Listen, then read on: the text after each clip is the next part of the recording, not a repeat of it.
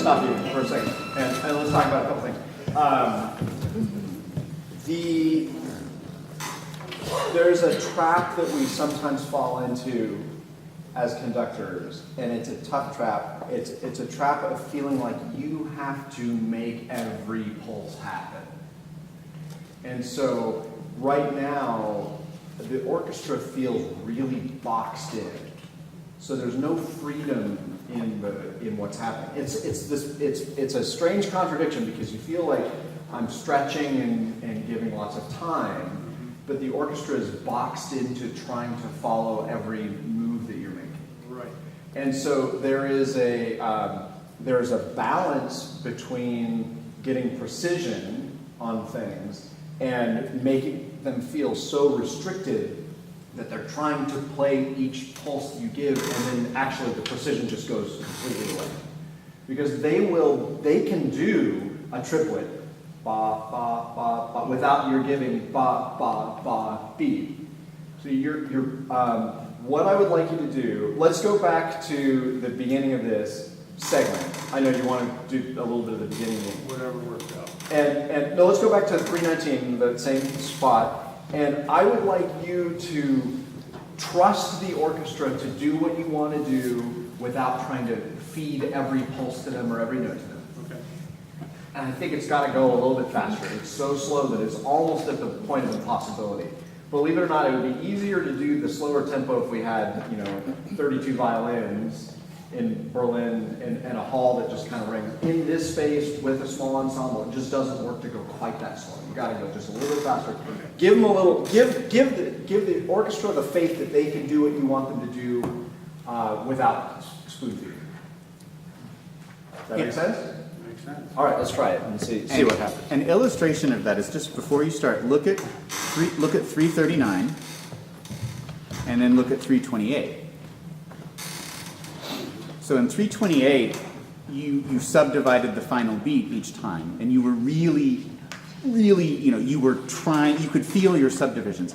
In 339, you let them play the final beat, and you gave them more freedom. And I feel like there's this conflict in you between the subdivision and the greater freedom. Well, so trust that you're going to have the subdivision. This is Kyle was saying. I think now they know what it is I want to do with that stretch at the end. Yeah, and you can communicate it again. You don't have to feed every beat. Right. Okay. And let's pick it up just a little bit. It otherwise is bogs down just a hair. 1, 2, 319.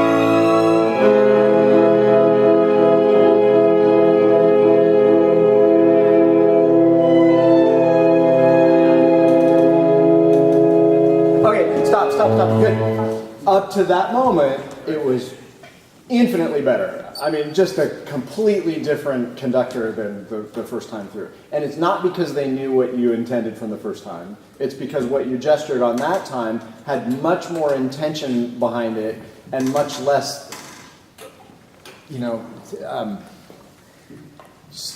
over picky beating. And I understand that, the conflict of feeling like I want it to be precise, so I'm going to give it, but the reverse actually really happens.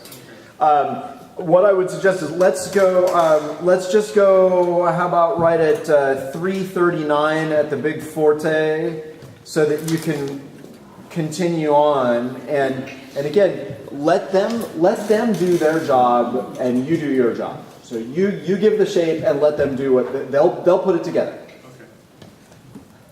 Okay. The nerves are kind of gone, so. Good. You know, that's Good. part of that. Yeah. 339 there. Yeah. That's what it says, yes.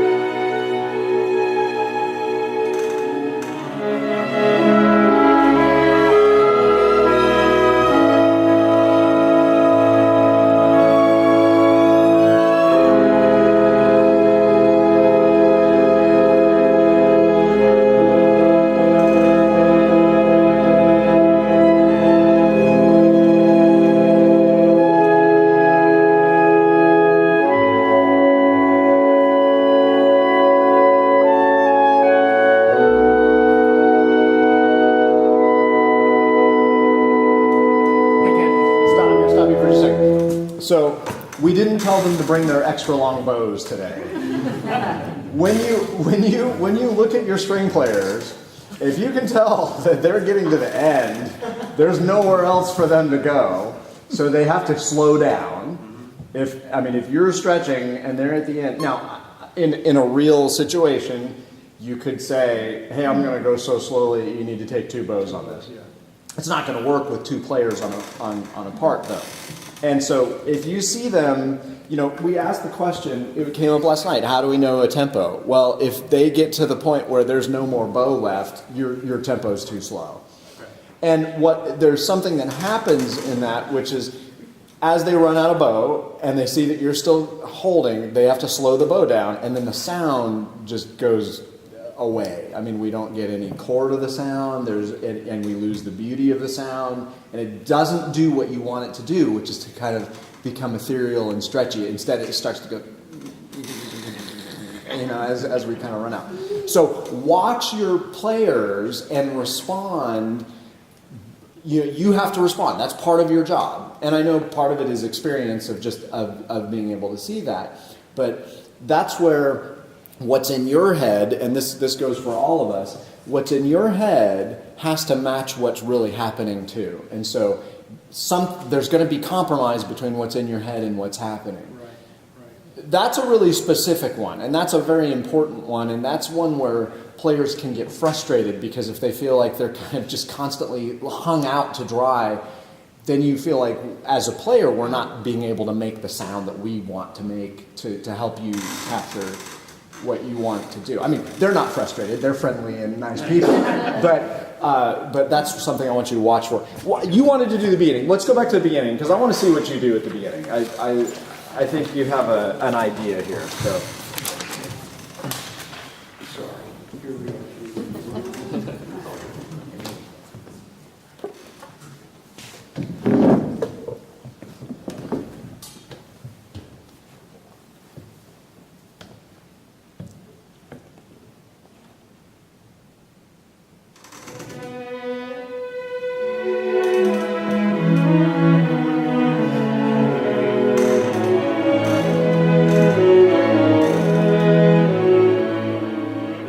Stop you. Sorry.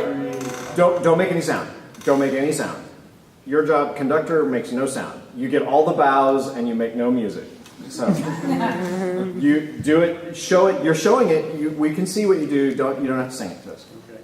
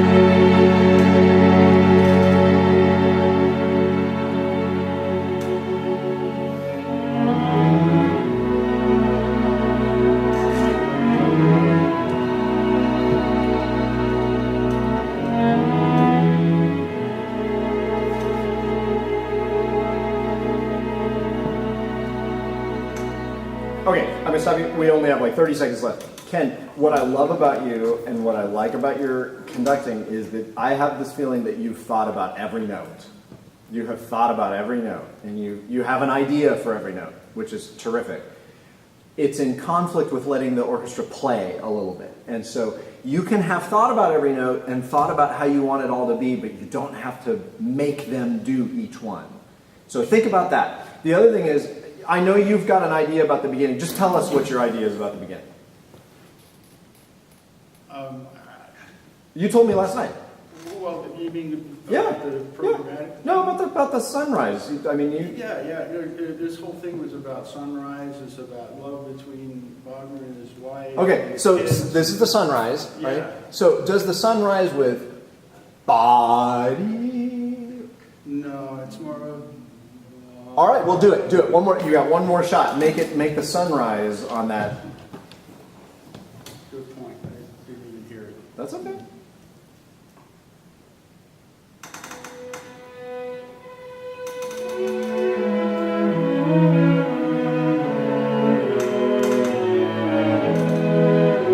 Yeah, that was a sunrise. That was a sunrise. Good, Ken. Nice job. Great.